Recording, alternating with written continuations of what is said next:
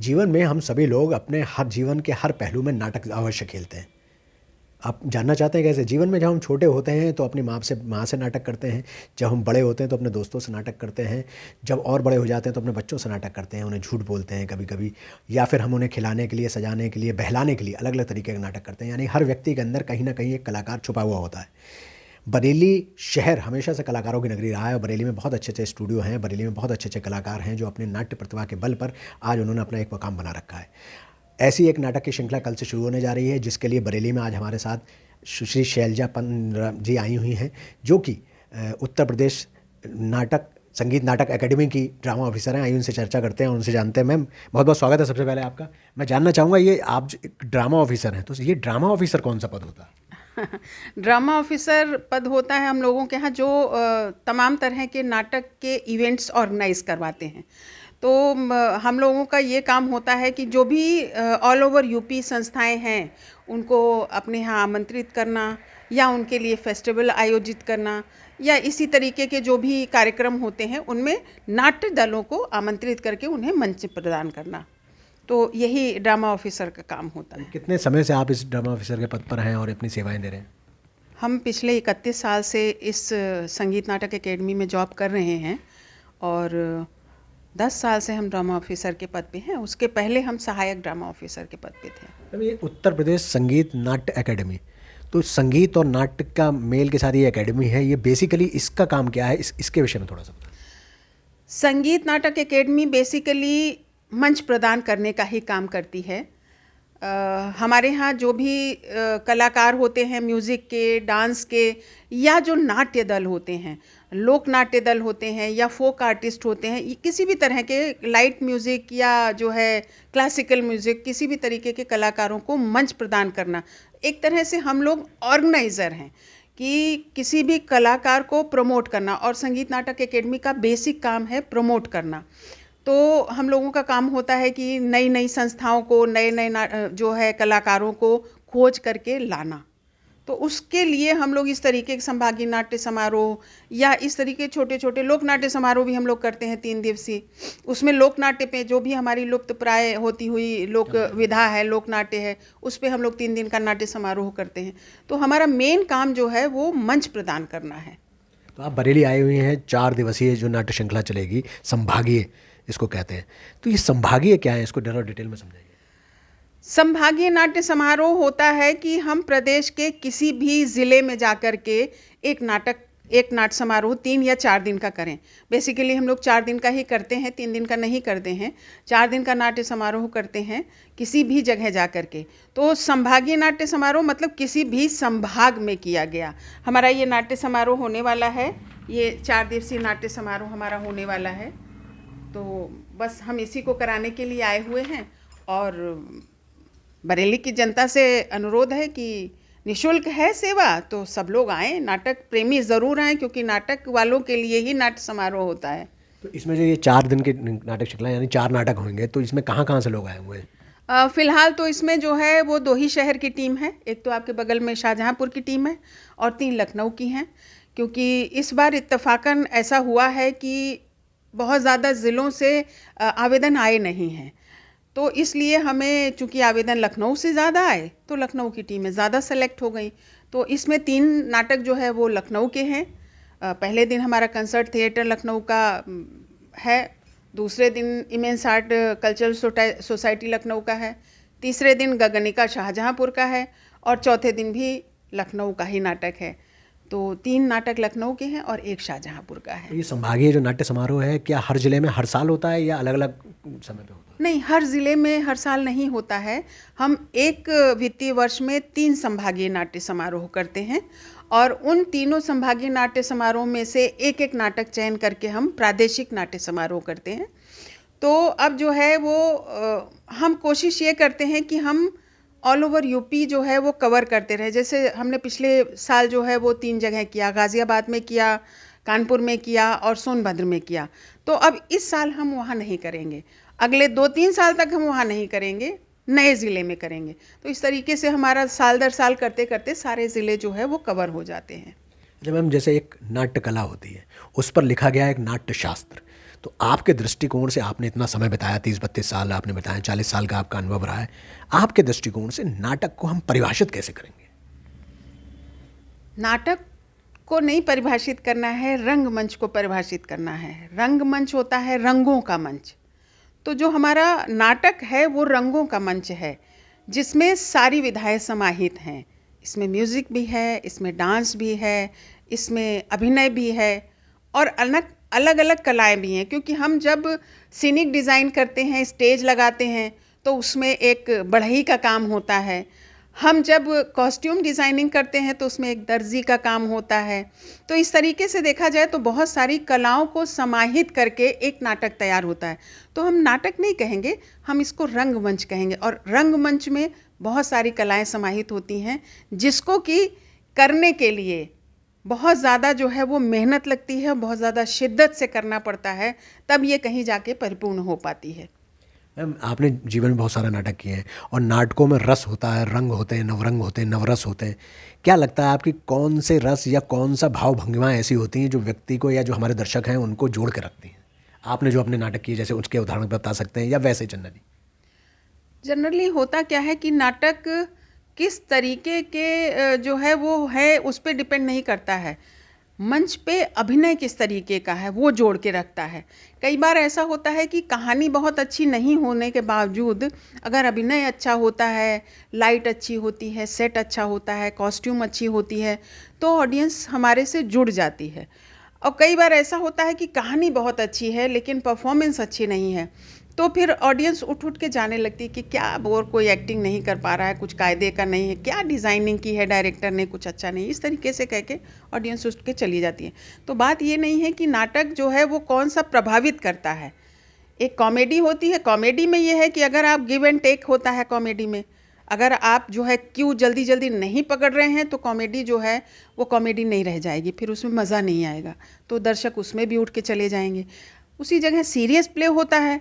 Serious play में अगर आपके इमोशंस अच्छे नहीं आ रहे हैं तो ऑडियंस नहीं बन पाएगी, वो उठ के चली जाएगी। तो बात ये नहीं है कि नाटक की कहानी क्या है, बात ये है कि जो परफॉर्मेंस है वो कैसा है, उसी से ऑडियंस जुड़ती है और वही चीज़ जो है वो पब्लिक को आकर्षित करती है। हम नाटकों की कई सारी विधाएं होती हैं, लेकिन हम उसमें जैसे जो पानते हैं, सबसे ज़्यादा मेहनत का एक नाट्य होता है वो एकल नाट्य होता है, जो भाई एक व्यक्ति अलग अलग तरीके के किरदार करता है और काफ़ी देर तक करता है। और साथ साथ एक माइथोलॉजिकल नाटक होते हैं जो पुरानी परंपराओं पर आधारित होते हैं। इन दोनों चूँकि दोनों ही बहुत कठिन होते हैं, क्या लगता है आपको इन दोनों नाटकों में से किस में ज़्यादा मेहनत लगती है? कौन ज़्यादा लोगों के लिए कैचिंग होता है, दर्शकों के लिए? देखिए, दोनों अपनी अपने अलग विधा है बिल्कुल। दोनों को जो है दोनों का कंपैरिजन करना थोड़ा कठिन है, क्योंकि एक है बिल्कुल शास्त्रीय है, मैथोलॉजिकल प्ले कर रहे हैं, उसमें हमें एक एक चीज़ का ध्यान रखना पड़ता है कि हम कहीं पे चूक न जाएं, कि कहीं पे हम किसी विशेष टिप्पणी का पात्र बन जाएं कि अरे बताओ इसमें तो इन्होंने ये कर दिया, ऐसा तो था नहीं, क्योंकि मैथोलॉजी से आम पब्लिक जुड़ी हुई होती है।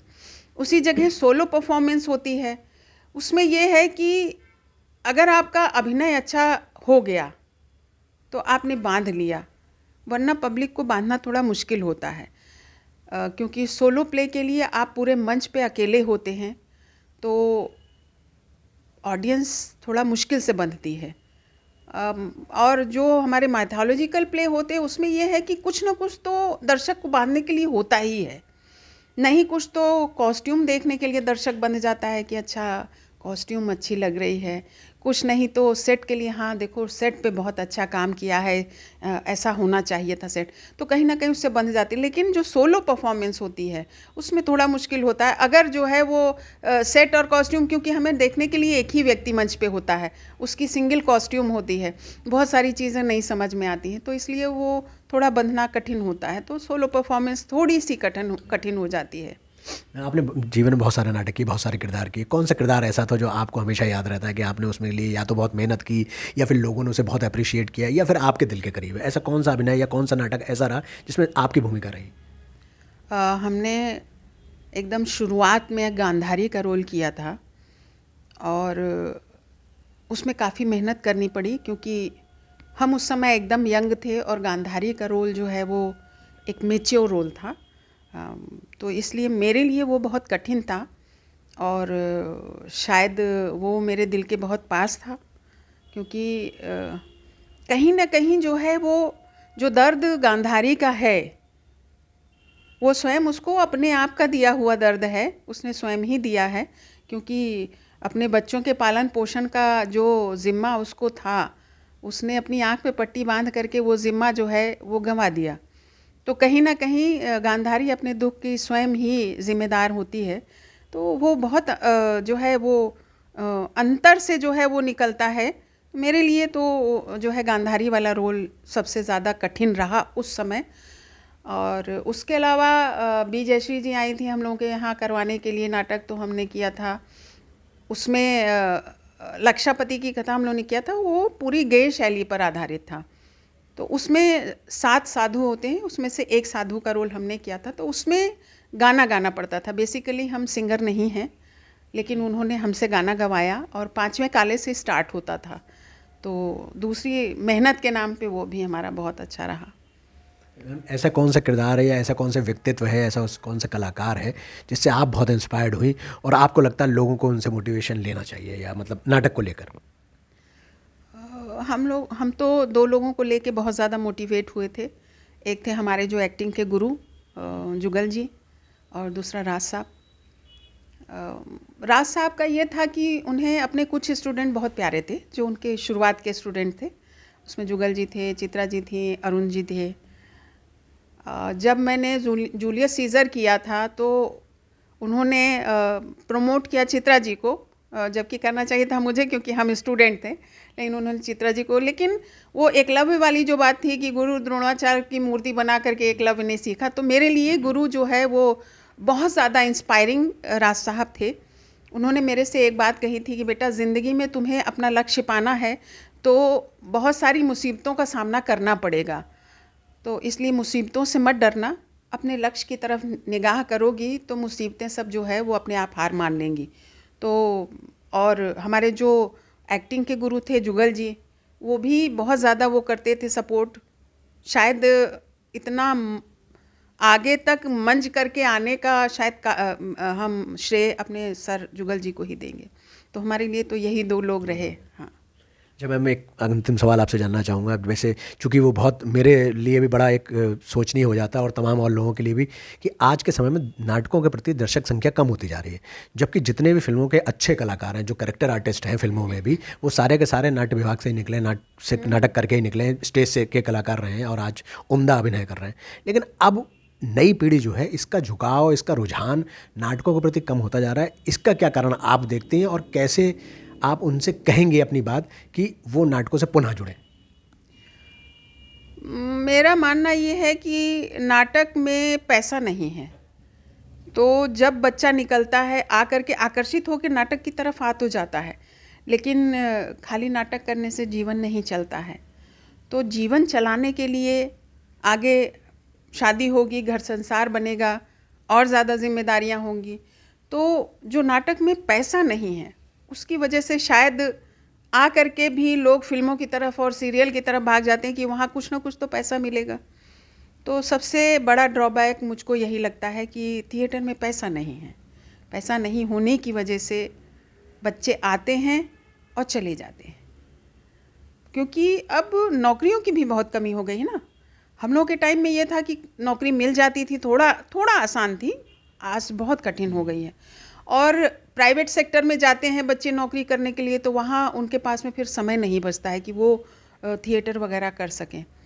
तो बहुत सारी चीज़ें हैं, ये इंक्लूड करती हैं कि अगर थिएटर में बच्चों को पैसा मिले तो शायद वो बंद करके रहें, लेकिन चूंकि पैसा नहीं है इसलिए वो बंद नहीं पाते हैं, वो फिल्मों की तरफ और सीरियल की तरफ चले जाते हैं। फिर भी क्या अपील रहेगी आपकी आज के यूथ से? मेरी तो अपील यही है कि भाई, थिएटर एक डिसिप्लिन वाली जगह है और थिएटर से बहुत कुछ सीखने को मिलता है। ज़िंदगी का नज़रिया बदल जाता है, आपके जीने का तरीका बदल जाता है। तो बच्चों से ये हम दरख्वास्त करेंगे कि रंगमंच से जुड़ करके देखो। बाकी चीज़ें हैं, ज़िंदगी यापन के लिए बहुत सारी दिशाएं हैं, बच्चे जा सकते हैं, स्वयं का जो है वो काम शुरू कर सकते हैं और नौकरी भी कर सकते, बहुत सारे व्यवसाय हैं। लेकिन हाँ, ये है कि नाटक में पैसा ना होने के बाद भी बहुत सारी चीज़ें ऐसी हैं जो नाटक से मिलती हैं। तो उन सब चीज़ों को पाने के लिए अगर कहीं थोड़ा सा भी कुछ कम रह जा रहा है तो आना चाहिए उन्हें नाटक के। हमसे बात करने के लिए बहुत बहुत धन्यवाद, और आपके जो 4 दिन का शुरू हो रहा है उसके लिए आपको बहुत बहुत शुभकामनाएं। बस मैं तो बरेली की जनता से यही अपील करूँगी कि सब लोग अपना समय निकाल कर के आएँ, बहुत ज़्यादा देर नहीं है, 5 से 7 बजे के बीच में खाली हो जाएंगे, फिर अपने घर में आराम से बैठ कर के टीवी देखें। बस।